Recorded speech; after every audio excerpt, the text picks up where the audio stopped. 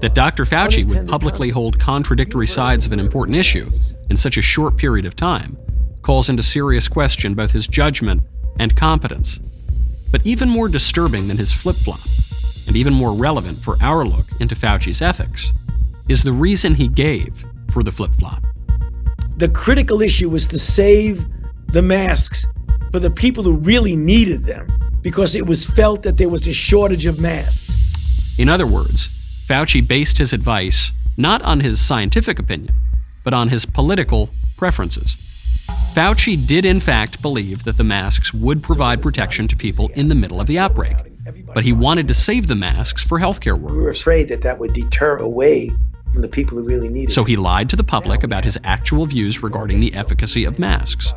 Then, when the much-feared mask shortage never materialized, Fauci flipped his position and told the public what he really thought, the deceit being a sort of noble lie for the greater good.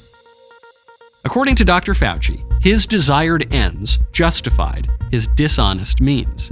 In Fauci's own telling, it was politics, not science, that dictated his early mask policy, just as it was politics that dictated so many of his positions over the years.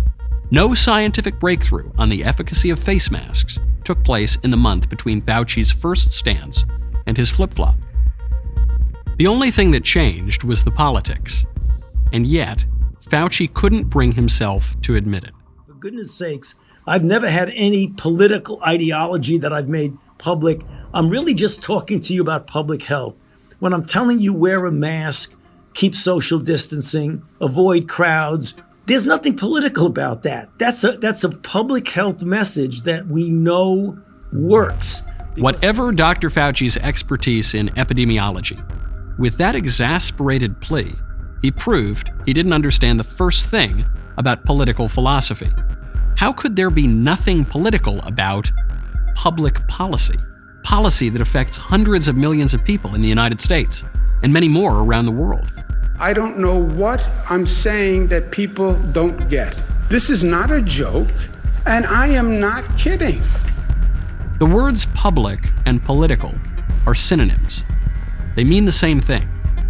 Public health has a scientific aspect, of course, but it has a political aspect too. Dr. Fauci works for the government. His job is to craft government policy and make political decisions. He insists that what he does is merely push policies that work, but in order for something to work, it must have a purpose. A clock works when it tells time. A telephone works when it makes calls. And public policy works when it achieves its goals. But who determines what those goals should be? According to the traditional American concept of self-government, we the people determine those goals within the boundaries set by the Constitution.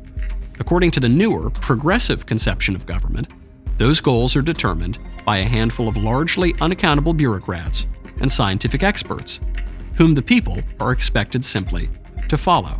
We can halt the chain of transmission. We can do something if we unify together, and we can halt this in just a matter of a couple of weeks.